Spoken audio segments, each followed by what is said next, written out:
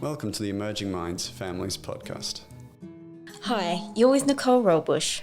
On today's episode, I'm joined again by Rich Stevens, President of the Stuttering Association for the Young Australia, or Say Australia, and Mitchell, who's been involved with Say Australia for the last 4 years, first as a participant and now as a mentor to other children and young people. Both Rich and Mitchell have a stutter, and they've joined us again to talk more about what it's like growing up with a stutter, how it can impact children's mental health, and what people can do to best support children who have a stutter. Thank you both for joining me again to continue this conversation. Now, Rich, you did touch on this a little bit before, but I'm really interested in, from both of you, about the language and labels that might be around people who have a stutter, and also some of the things that people do that are actually really unhelpful. Yeah, probably the worst thing is like you're trying to have a conversation with new people, like or like close one to and you're trying to get the word out, but you can't, and they like try to finish your word or sentence. That's a big no. So, but from the way I've always had in school, like people walk off, people not pay attention. So I just don't really care for those people who don't really want to respect me. So, but a good thing to do is if you even ever met a person who stutters or anything and they're trying to talk to you, just listen to them, just let them talk, be nice, be friendly. So yeah. Yeah, I remember as a kid, I'd hear a lot. A description of my stutter was like bad, worse. I needed to be fixed. So there's lots of negative connotations with that and stuff. So if I'm talking and it's described as bad, and then obviously I'm going to take that and I'm going to think, okay, so if I'm talking now and if I have a stutter and I know it's bad, then I know I need to stop that. I know if I do that, it's not accepted around me and stuff. So I have to stop that, or else I'm bad. And it's a weird thing to say, but like if you're a child, these things stick. These things really, really stick. And those are a couple of examples. I think labelling, I was always thought of as anxious. Like anxiety is not a cause. It can exacerbate. I was never shy though, but that's a false impression you get because I wasn't shy. I wanted to speak, but didn't want to speak as well because I didn't know what the reaction was going to be from other people. There's, you hear a lot. I heard a lot as well as a kid. Oh, it's fine. You'll grow out of it.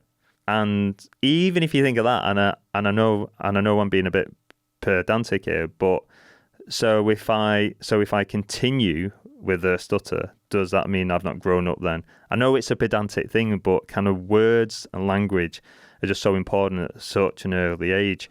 So I never use, and when I talk about mine, I just say strong or not as strong, with the reference to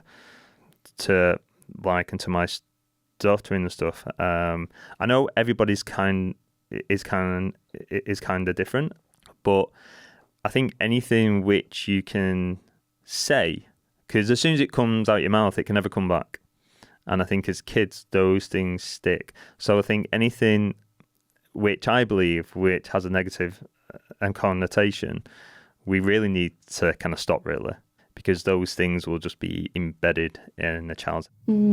Yeah, definitely. I think that hearing that lived experience is so important for language and attitudes to change, and just how powerful those things can be in terms of the meaning that you make from your interactions with people, whether it's, outright saying bad or something like that, or the finishing of sentences or words, or just walking away, and what that sense making is from that, especially like you say, when you're a really young kid and you don't know what to make sense of. So yeah, really important side of things, language and attitudes. And I wanted to ask you, Rich, what the current treatment options are around stuttering. Yeah, sure. So I think from an early age, what SLPs will tend to do is kind of work with the parents on, in terms of the home environment and stuff, and in terms of how they communicate to their child. They will look at just other and kind of pressures in the home environment and stuff. Is there protected time where communication can kind of happen? And there's sometimes as well where the parents are trained by an SLP to deliver the program at home.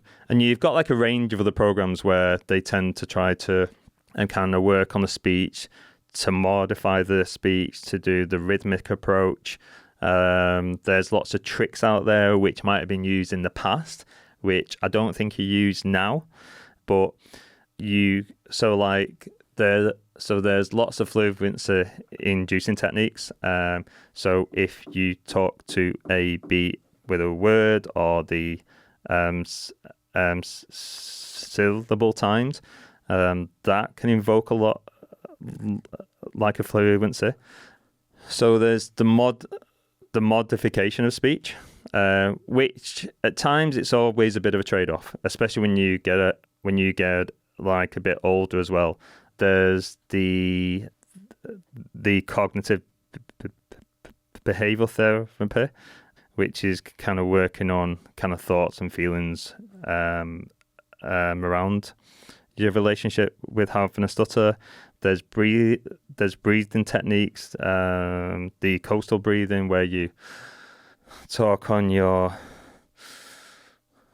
out breath. So there's lots out there. Yeah, I would always advise anyone who's on the lookout for like any therapy or like groups or organizations, just to research it, and to have a look at the evidence, how it was done, who did it, and to make the choice that, to kind of make the choice that you were comfortable with and happy with. And I also think as well, I think SLPs have a responsibility now to not just to prescribe a single thing to families and to kids who come in and stuff. I think if I was an SLP now, I don't think I'd be spending the first week or 2 or 3 weeks prescribing a therapy and stuff. I'd let the family or the child or the adult tell their story and provide them with the evidence base, provide them with what is out there, and for them to make an informed choice. And Mitch, what about for you and your experience of seeing a speech pathologist? Can you tell us a little bit about the types of treatment that you've experienced and what it was like to go through those processes with your speech? Yes. So in primary school, same as Rich, I've got a vivid memory of it. So probably in like grade 1 to grade 4, I did speech therapy in primary school. That was just talking to some speech pathologists that they actually had at the school, and she was awesome for me through those times, talking to someone without being walked off on or anything like that. So what I did was just play games. That's the memory I've got, just playing games and just sitting down and having a chat with her. Mm-hmm. Then my mum was finding it really hard to try and find a speech pathologist because something along the lines of I'm pretty sure past the age of 13 or 14 it's hard for or speech pathologists don't do kids over a certain age, so I'm pretty sure it's either 13 or 14, maybe if I'm right. So yeah, Mum was always on the phone with always on the phone emailing speech pathologist clinics trying to call because at this time in high school I wanted my stutter to be fixed because I was just at that low point, so just trying to get it fixed, trying to get it away pretty much. So we ended up finding one in Box Hill when I was 14 or 15, and I did that for 2 years of just constant smooth speech, just trying to talk smoothly and without stuttering at all. So I did that for about 2 years. And then also he wanted me to do try and take the smooth speech to the real world, to footy, to school, talking to my parents and extended family members.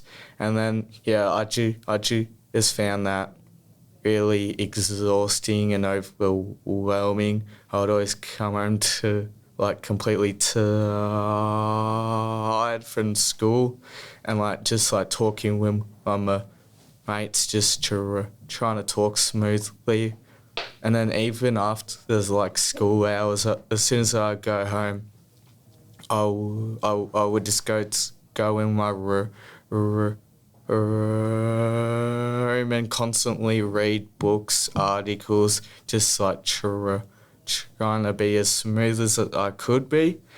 But that was just too exhausting. I would always go to bed at 6 p.m, wake up for school and be completely tired, and that was a really draining.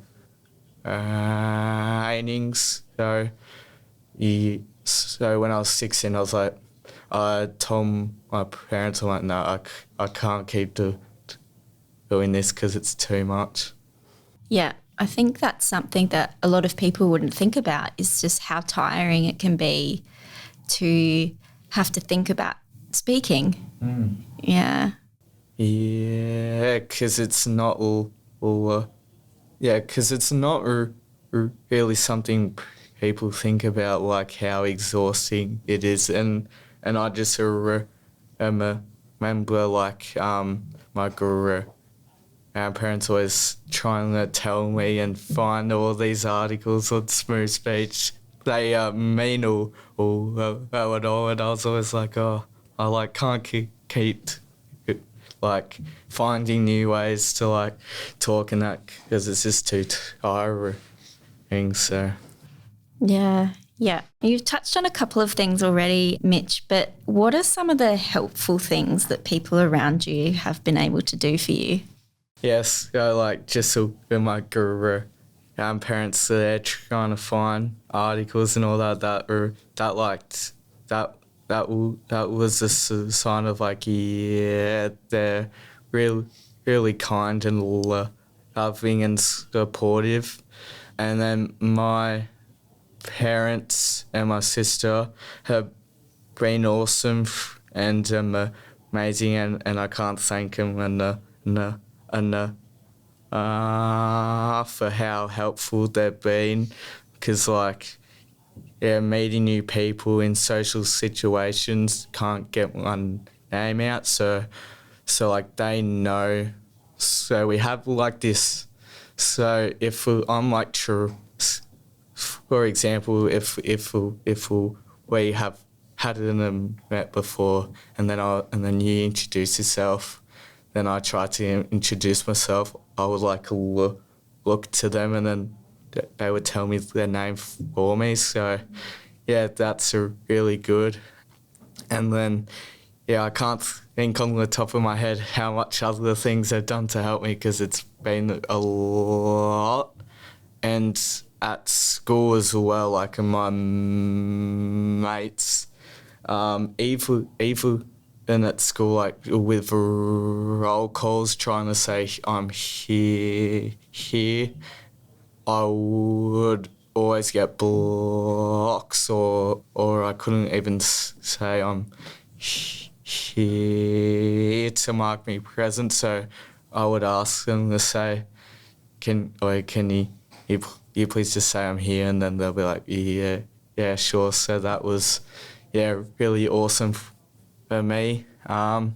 Eva and teachers as well, like my English teachers, because we always had to do like presentations in high school and whatnot, because that's a criteria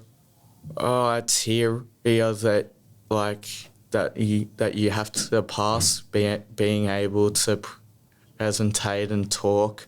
So all of my English teachers were awesome in the space where I don't have to talk in front of the kids. I could do it at lunchtime, so that was awesome. And if I wanted to, because I'm pretty sure in like year 9 or year 10, I had to have at least 4 or 5 kids in my class be there. So I had a few of my friends just sit in the room so they could tick me off. So yeah, so thank God I didn't have to talk as much in front of a classroom, but yeah, that's all what I had to do to pass school. So yeah. And Rich, I think you mentioned a bit of this in your introduction, but I'm really interested in hearing a bit more about what Say Australia brings to children and young people who stutter, particularly about the impact that your program can have on their wellbeing. Yeah, so we provide an adjunct. It's a pure adjunct. It's not a replacement for any therapy that is currently ongoing for like any young people who comes into our world. The essence of what we provide is a safe space where like the kids and teens who stutter can just come exactly how they are. The only ask is that we ask them to bring them, and that is the only ask. We provide a space which is, a lot of love, a lot of empathy, a lot of understanding, acceptance, lots of listening, which I think is key. And we do so in an environment which is fun, and they can show their uniqueness in this space where they won't be bullied, they won't be told to speak a certain way, they won't be told that they have to accept their stutter as well. But what they will see is that they are seen and heard and loved for exactly how they are, and they are allowed to be kids. And I think that is the beauty of what we try and do and stuff. We just want to provide a space where they can be kids. So over the course of 9 weeks or 10 weeks, they get to work in small groups, and they create a unique piece. And if that's a song or a spoken word or a play, and then at the end, if they want to share what they have created, and they are totally in charge of what they create, and then at the end of the program, they get a chance, if they want to share their piece in front of an audience filled with family and friends, in an auditorium or a theatre space, or like if we do it online as well, because we do this interstate in the Zoomosphere, as I like to call it. We will do a show in the Zoomosphere as well. But kind of when they share, they have as much time as they want, and everyone is just there, not concerned about how they speak, but just really interested in what they have to say. So we do that all year round, and we do the social hangs every month, or so all of those things are free. Our programming is free. The social hangs are free. The only thing that we do charge for, but we try and help families as much as possible, obviously, is we do a summer camp here in Victoria, up in Creswick. Not a fluency camp, not an acceptance camp, just a camp. It's really kind of special. There's a magical, essence, a magical time that we have when we are with our community for like 4 or 5 days, and we get to know each other a lot, in the camp environment. So we do all these arms, and it's great, but the essence and the core of it is just providing that safe space for kids and teens who stutter to just come, to be themselves, to meet other kids and teens who stutter. So for a lot of the kids, it's the first time when they come into our space that they've met anyone else who has a stutter. And hopefully, kind of building on their kind of confidence and the self-esteem, and for them to see that, yes, as a person who has a stutter, you can do all these things in life, and you can be an effective communicator as a person who stutters. So as I said, we're not a replacement for any therapy. We're purely an adjunct to coexist. Yeah, and I love the simplicity of that message of just be yourself in this space. Yeah. Well, Mitch, I wanted to ask you about your experience of Say Australia. Tell us a bit about that, and maybe like what's been the best part of it. So every single time when I think I always was Australia, I always think of my very first day being anxious, being scared, being too frightened as seeing rich. So my first day, me and my family arrived, and I was sitting on the seat, and then as soon as I heard the door open, I absolutely bolted to the toilet. So I was like, no, I'm not doing this at all. My youngest sister, she walked over to where I was, and then she helped me calm down a bit. So as soon as I walked in, I saw all of the lovely volunteers, their awesome smiles, their energy, and then ever since then I've not looked back. It's just a place where you can be yourself without being judged by anyone, not being interrupted. It's just always a friendly environment. There's never been any issues at all. It's just always, just amazing. So it's awesome to be a part of.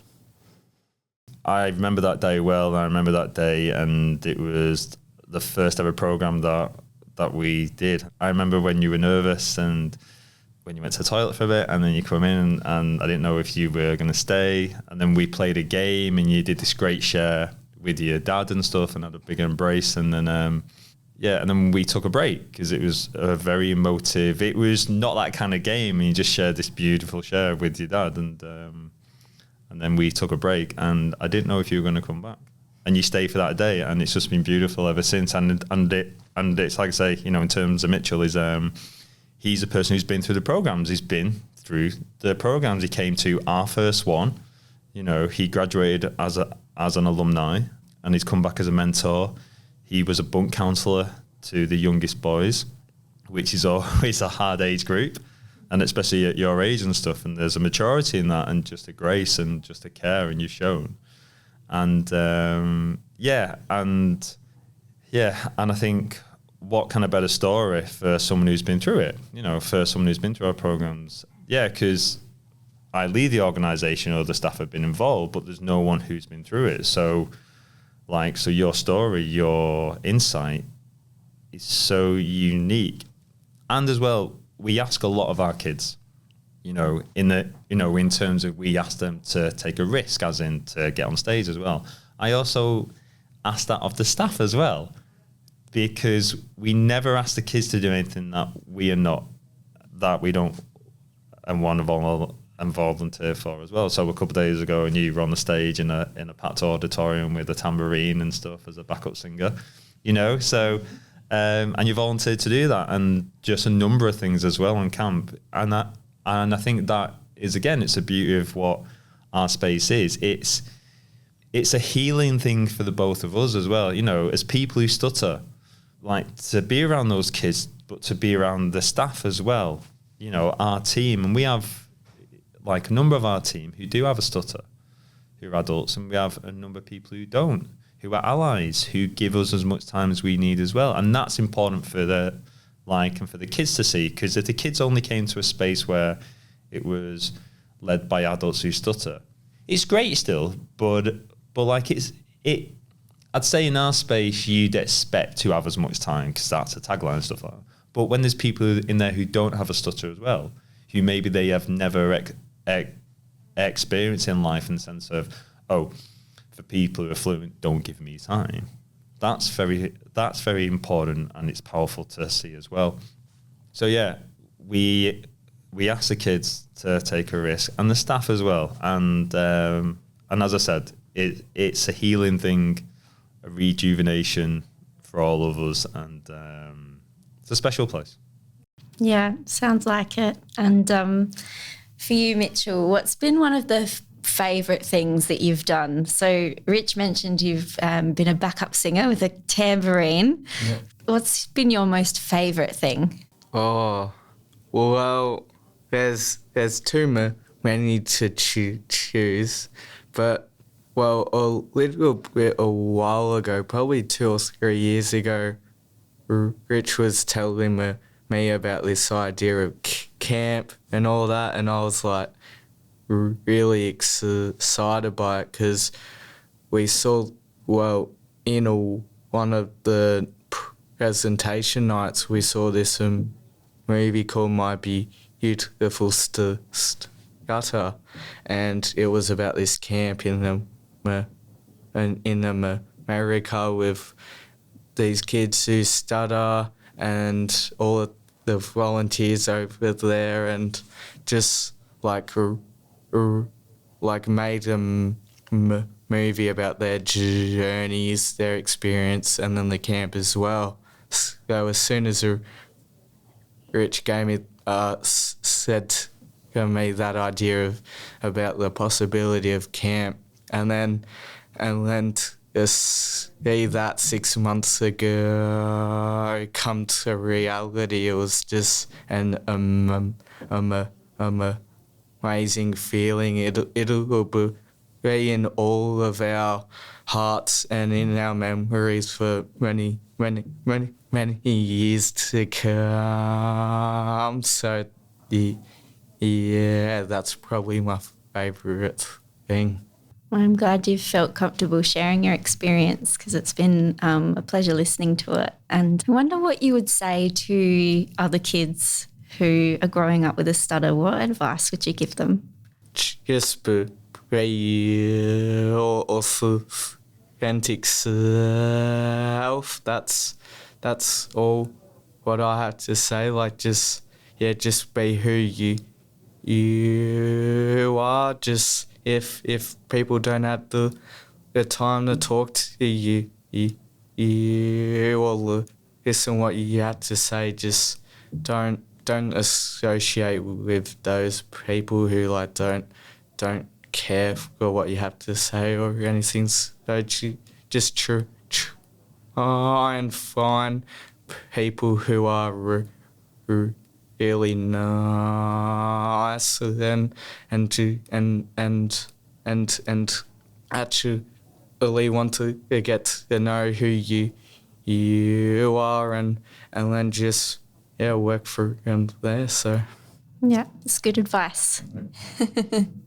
So we've come to the end of our time together, but is there anything either of you would like to add before we go?